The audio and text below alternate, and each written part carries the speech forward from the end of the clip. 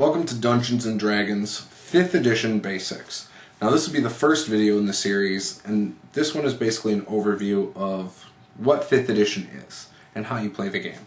So Dungeons & Dragons 5th edition is the latest iteration of Dungeons & Dragons. On the spine of the books it just says Dungeons & Dragons. There's no reference to 5th edition. Dungeons & Dragons is an iconic game. It's a fantasy genre. You have wizards, you have fighters, you have rogues, clerics, barbarians, rangers, druids, sorcerers, warlocks. Pretty much any character you can think of, you can make with this game.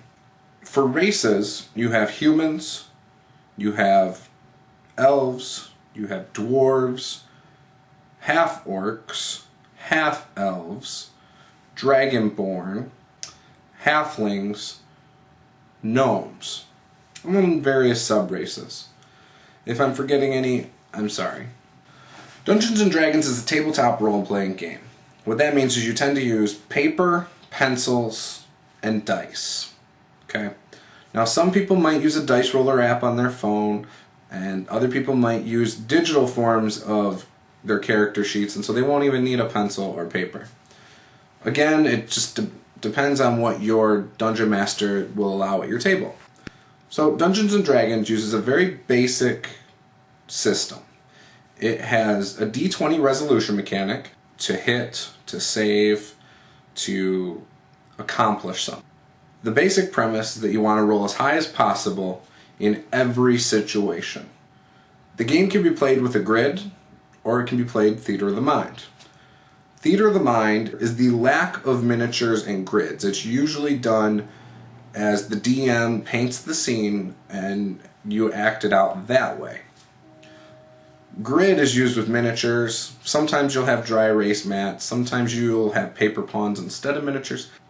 Some people have been known to use dice to represent their characters on the grid. Now some people play gridless and some people play with a grid. Either way is fine. It just depends on what the group would prefer. Personally, I prefer using a grid or gridless. Theater of the Mind is great for online games in my opinion, but I tend to prefer having the miniatures out there because for me it's easier to visualize where things are in relation to each other, and it's easier for me to keep track of which monster got hit and which ones are still not engaged with anybody yet. So the D20 mechanic works like this. If you want to roll to hit something, or to hit something, you will roll a D20, and you will want to be higher than the armor class of that monster. You won't know what the armor class is of that monster, though. So when you roll your D20, you will see what your number is, and you will explain how you swung at this creature, or just tell your DM what you rolled, and your dungeon master will either do the narration for you, or he just might tell you if you hit or not. If you hit, then you go to different dice for the damage. Some use a D6, some use D4, D8, D10, D12, some use multiples of that. It just depends on what you're using to deal damage. You might decide to negotiate. So your DM might require you to roll a D20 charisma check in order to persuade whoever you're negotiating with. So again, this time you're not hitting something, this time it's a verbal, non-physical encounter to negotiate something. Once again, you'll use the D20, you'll either succeed or you won't. Another mechanic that you'll use a D20 for is saving throws. Now, you might be on a rocky cliff and it's slippery, so your dungeon master might ask you to roll a D20 Dex saving throw or a D20 acrobatics check.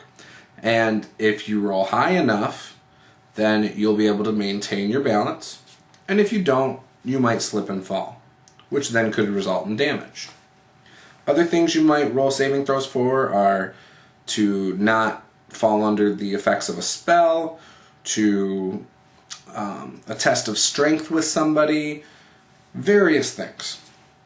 So that's how the basic D20 mechanic works. Since we're talking about the D20 mechanic, another thing that goes hand in hand with this especially for D&D 5th edition, which makes it unique from other games, is the advantage-disadvantage system. So what that is every now and then, if your character is in an advantageous position, for instance, if they can see the enemy but the enemy can't see them, they get to roll with advantage. If they are in a situation where they can't see the enemy, for example, they roll at disadvantage. And this applies to various situations, not just being able to see or not see things. So some spells might give you or your party members advantage or disadvantage. Well, advantage. And they might give enemies disadvantage to different things.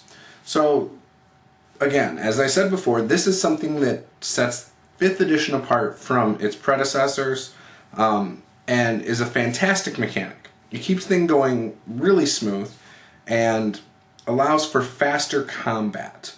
It also makes it easier to know the system because instead of having a lot of different modifiers for different situations, you have one simple system of advantage and disadvantage. Another thing that goes along with the advantage and disadvantage is inspiration. Now, inspiration is set up so you're only allowed to have one at a time, according to the book.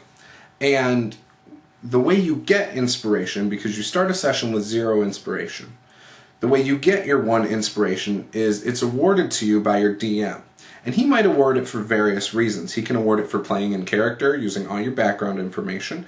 He may award it for fantastic role play with NPCs or each other. He might award it for being the most funny person at the table at opportune times. He might award it for just thinking outside the box and coming up with a great strategy. Ultimately, it's up to your DM to award it to you for what he thinks he should award it for. So inspiration is another great mechanic. So once you have inspiration, the way you use it is if you fail a roll or if you are worried you might fail a roll, you might cash in your inspiration. If I fail a roll before the DM tells me I failed, I can say I'm rolling or I'm using my inspiration. And what it does is it gives you advantage. So if I already made my roll, I now can only roll one more D20 and take the higher of the two. If I'm about to make it, my roll, and I say, I'm going to cash in my inspiration because I really want to make sure I do well on this, then you would roll 2 D20s and take the highest. So really simple mechanic, really quick to implement, and probably, in my opinion, the best part of this system is the advantage and disadvantage. Again, it makes the system really easy to know, really easy to learn, especially if you're a new player, and once you play a session, you almost start to feel like you know the system in and out. Do you? Maybe not, but it feels like you do. And this is one of the things that I think is sitting well with a lot of the people who have played previous editions. A lot of people switched over to other editions, found out it was too crunchy for them, and abandoned D&D. Well, now they're coming back to a more simple system, and I think they hit it out of the park. So, if you don't have D&D 5th edition and you're watching this to preview it, I highly recommend going and picking it up just for the simple advantage, disadvantage, inspiration, and that. The mechanics are great, it's simple, and it's a fantastic game to teach new players on. The other great things about it is because the game is so popular and it's so well received in this version that you'll have no shortage of players. So, if you do have a problem finding players, go check out Tabletop RPG One Shot Group on Facebook, and I'll post a link to that down in the comments or in the description below. With that, that's the first edition of Dungeons & Dragons 5th Edition Basics. I hope you'll be tuning in for more. This was just the foundation of what I'm going to build on in future videos. So we'll go further in depth in some of the more specific rules, but this for me was what I felt I needed to do for the first video. So if you're new to Dungeons & Dragons or tabletop role-playing games, this series will be perfect for you. So I hope you'll come along for the ride, and go check out the next video. Be sure to share my video with other people, and I'm always open to constructive criticism as well. I appreciate it. Subscribe, all that good stuff. So thank you. Have a great day.